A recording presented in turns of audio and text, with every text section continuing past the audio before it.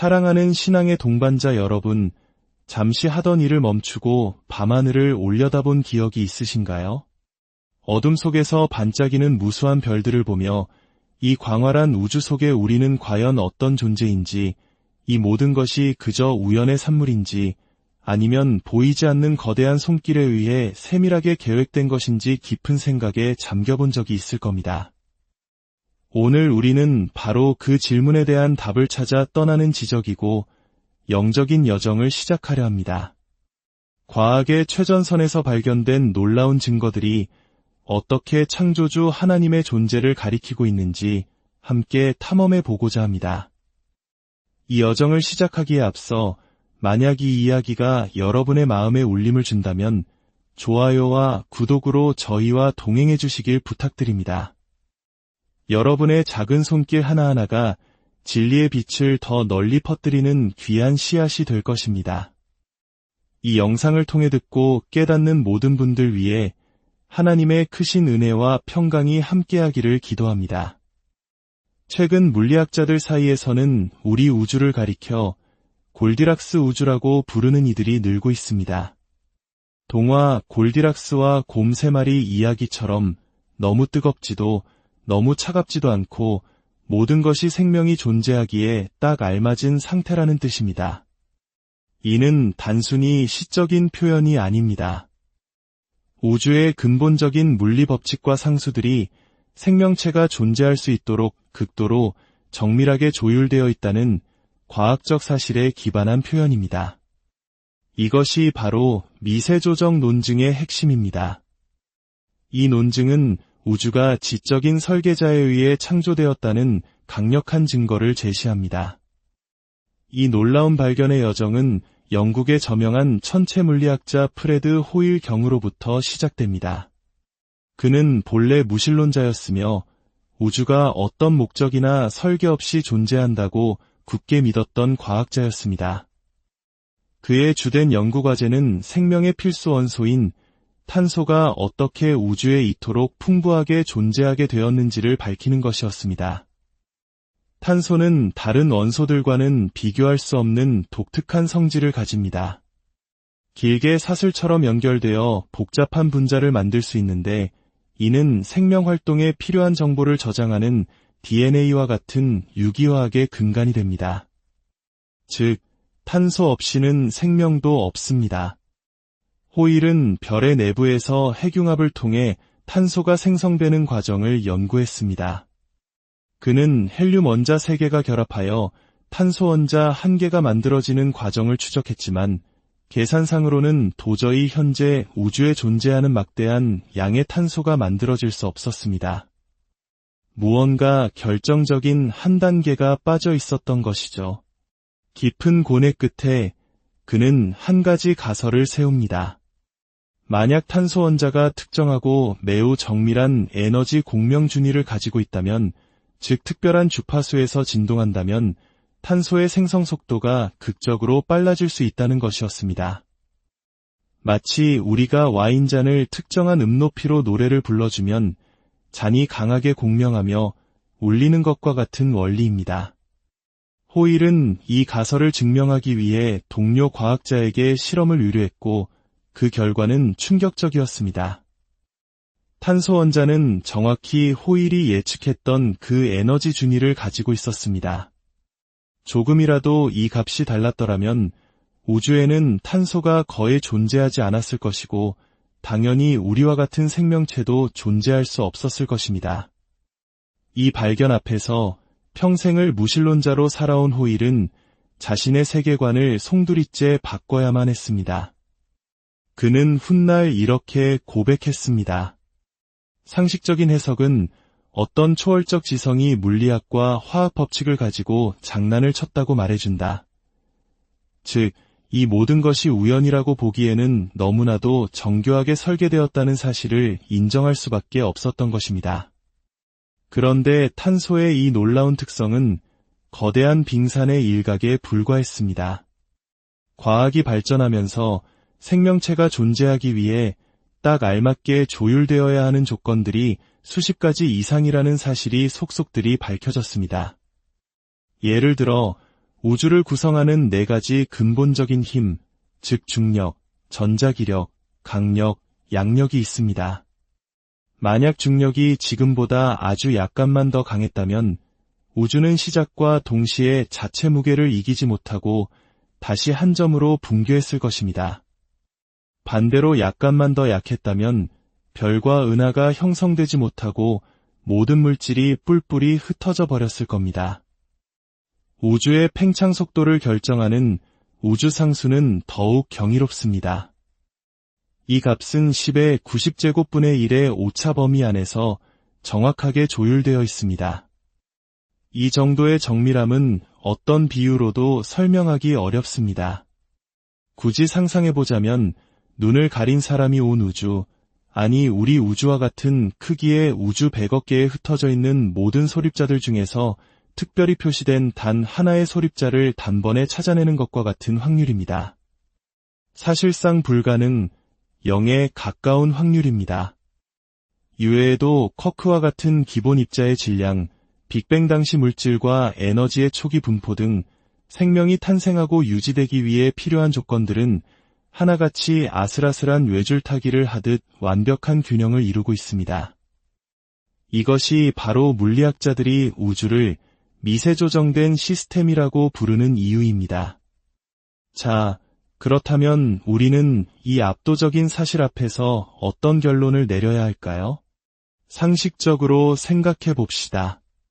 우리가 정교하게 만들어진 프랑스 요리법이나 수많은 부품이 완벽하게 조화를 이루어 작동하는 자동차 엔진, 또는 복잡한 소프트웨어와 하드웨어가 맞물려 돌아가는 컴퓨터를 볼 때 우리는 그것이 우연히 저절로 생겨났다고 생각하지 않습니다. 우리는 그 배후의 지적인 설계, 즉 요리사, 엔지니어, 프로그래머의 존재를 즉시 인지합니다. 수많은 변수들이 믿을 수 없을 만큼 낮은 확률을 뚫고 함께 작동하여 의미 있는 결과를 만들어내는 것. 이것이 바로 우리가 경험적으로 알고 있는 설계의 특징입니다. 그런데 우리 우주 자체가 바로 그런 특징을 태초부터 가지고 있었던 것입니다. 물론 이러한 주장에 대한 반론도 존재합니다. 몇 가지 대표적인 반론들을 살펴보며 과연 그 주장들이 타당한지 함께 검토해 보겠습니다. 첫 번째 반론은 이 모든 것은 그저 우연일 뿐이다라는 주장입니다. 아무리 확률이 낮아도 0이 아닌 이상 가능성은 있다는 것입니다. 마치 복권 당첨처럼 우리가 우연히 그 희박한 확률을 뚫고 생겨난 우주에 살고 있을 뿐이라는 설명입니다. 하지만 이 주장은 미세조정의 경이로운 확률을 너무나 가볍게 여기는 것입니다. 앞서 말씀드린 우주상수의 확률 10의 90제곱분의 1을 다시 생각해 보십시오. 이것은 단순히 운이 좋았다고 말할 수 있는 수준을 아득히 초월합니다. 은행에 12자리 비밀번호가 있는 금고를 상상해 보십시오. 강도가 단 한 번에 비밀번호를 누르고 문을 열었다면 우리는 그가 우연히 찍어서 맞췄다고 생각할까요? 아니면 내부 정보를 알고 있었다고 생각할까요? 당연히 후자가 합리적인 추론입니다. 우주의 미세조정은 그보다 훨씬 더 낮은 확률의 사건입니다. 따라서 단순한 우연 가설은 과학적 설명이라기보다는 설계를 피하기 위한 맹목적인 믿음에 가깝습니다. 두 번째 반론은 아직 우리가 모르는 어떤 물리 법칙이 있어서 우주가 필연적으로 지금과 같은 모습이 되도록 했을 것이다라는 주장입니다. 즉, 이 모든 것이 설계가 아니라 미지의 자연 법칙에 의한 필연적 결과라는 것입니다. 이 주장 역시 깊이 들여다보면 논리적 허점을 가지고 있습니다. 물리학에서 법칙이라는 것은 그 자체만으로는 아무것도 만들어내지 못합니다. 법칙이 작동하려면 초기 조건과 경계 조건, 그리고 물리상수라는 외부 정보가 주어져야 합니다. 예를 들어 뉴턴의 중력 법칙은 두 물체 사이의 중력을 계산하는 방식을 알려줄 뿐입니다. 실제 중력 값을 알기 위해서는 두 물체의 질량과 거리라는 초기 조건, 그리고 중력 상수의 값이 반드시 필요합니다. 법칙은 이 값들을 스스로 결정하지 못합니다. 그런데 바로 그 법칙 외적인 요소들, 즉 빅뱅 당시의 초기 조건과 물리 상수들이 바로 극도로 미세하게 조정되어 있는 것입니다. 마치 훌륭한 찌개 레시피가 있다고 해도 재료의 신선도와 양, 그리고 소금과 고추장의 정확한 양이 정해지지 않으면 맛있는 찌개를 끓일 수 없는 것과 같습니다. 레시피 자체가 재료나 양념의 양을 결정해주지는 않습니다. 누군가 그것들을 선택하고 조정해야만 합니다. 따라서 미지의 법칙이 존재한다 해도 그 법칙을 작동시킨 최초의 미세 조정된 조건들을 설명할 수는 없습니다. 문제는 법칙 그 자체가 아니라 법칙을 생명 친화적으로 만든 그 설정값에 있기 때문입니다. 세 번째이자 아마도 오늘날 가장 인기 있는 반론은 다중우주 가설일 것입니다. 우리가 사는 우주 외에 셀 수 없이 많은 다른 우주들이 존재하며 각각의 우주는 서로 다른 물리 법칙과 상수를 가지고 있다는 상상입니다.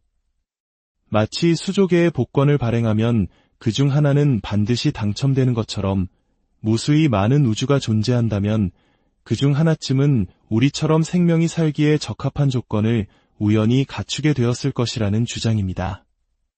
언뜻 들으면 그럴듯해 보이지만 이 역시 근본적인 문제를 해결하지 못하고 오히려 문제를 뒤로 미루는 것에 불과합니다. 만약 다중우주가 존재한다면 그 수많은 우주들을 계속해서 만들어내는 우주 생성기계 같은 것이 있어야 합니다. 그런데 끈 이론이나 인플레이션 우주론과 같이 다중우주를 뒷받침하는 이론들을 살펴보면 그 우주 생성기계 자체가 작동하기 위해 또 다른 종류의 정교한 미세 조정이 필요하다는 결론에 이르게 됩니다. 마치 세익스피어의 희곡을 만들어내기 위해 원숭이에게 타자기를 주는 것과 같습니다. 원숭이가 무한한 시간 동안 타자를 친다면 언젠가는 햄릿을 완성할 수도 있겠지만 그것은 타자기의 자판이 올바르게 배열되어 있고 잉크가 채워져 있으며 종이가 공급되는 등 타자기 자체가 완벽하게 설정되어 있을 때만 가능한 이야기입니다. 즉, 다중우주 가설은 우리 우주의 미세 조정을 설명하기 위해 그보다 더 근본적인 상위 차원의 미세 조정을 가정해야 하는 모순에 빠지게 됩니다. 결국 설계의 문제를 피할 수 없는 것입니다. 마지막으로 유명한 무신론 생물학자 리처드 도킨스가 제기한 철학적 반론이 있습니다. 설령 우주를 설계한 지적 존재가 있다 하더라도 그 존재는 우주보다 훨씬 더 복잡할 것이므로 그 설계자는 누가 설계했는가? 라는 질문이 뒤따른다. 이것은 아무것도 해결하지 못한다. 이 주장은 설명의 본질을 오해한 것입니다. 모든 세계관은 궁극적으로 설명되지 않는 어떤 궁극적 실제를 가정해야만 합니다. 유물론자들은 영원히 존재하는 물질과 에너지를 가정합니다. 그렇다면 우리는 그들에게 그 최초의 물질과 에너지는 어디서 왔는가? 라고 똑같이 물을 수 있습니다. 문제는 어떤 세계관이 궁극적 실제를 가정하는가가 아니라 어떤 가정이 우리가 관찰하는 현실을 가장 잘 설명하는가입니다. 빅뱅 이론을 통해 우리는 물질과 에너지, 시간과 공간이 시작점을 가졌음을 알고 있습니다. 시작이 있다는 것은 스스로 존재할 수 없으며 어떤 원인이 필요하다는 뜻입니다. 따라서 시작이 있는 물질보다는 시작이 없고 시간을 초월하는 영원한 정신, 즉 하나님을 궁극적 실제로 가정하는 것이 훨씬 더 논리적이고 설명력이 높습니다. 하나님의 마음은 물질처럼 부품으로 조립된 복잡함이 아닙니다. 오히려 모든 복잡함을 낳는 근원적인 단순함입니다. 다중우주 가설이 수많은 미지의 우주와 법칙, 여분의 차원 등 온갖 가설적 존재들을 필요로 하는 반면 유신론은 단 하나의 존재, 즉 하나님을 통해 우주의 기원과 미세 조정, 그리고 생명의 정보까지 일관되게 설명합니다. 이것이야말로 진정한 지적 단순성이며 오컴의 면도날 원칙에도 완벽하게 부합합니다. 사랑하는 여러분, 우리는 오늘 과학의 최전선에서 발견된 경이로운 사실들을 통해 이 우주가 결코 아무 의미 없는 우연의 산물이 아님을 확인했습니다. 모든 물리 법칙과 상수들이 마치 우리를 위해 준비된 것처럼 한치의 오차도 없이 정밀하게 조율되어 있다는 사실은 그 배후에 지성과 목적을 가지신 창조주 하나님의 존재를 강력하게 시사합니다. 과학은 하나님을 불필요하게 만드는 것이 아니라 오히려 하나님의 지혜와 능력, 그리고 우리를 향한 그분의 놀라운 계획을 더욱 선명하게 드러내는 도구가 되고 있습니다. 밤하늘의 별을 볼 때마다 이 모든 것을 만드시고 단 하나의 원소까지도 우리를 위해 정밀하게 조정하신 그분의 사랑과 위대함을 기억하시기 바랍니다.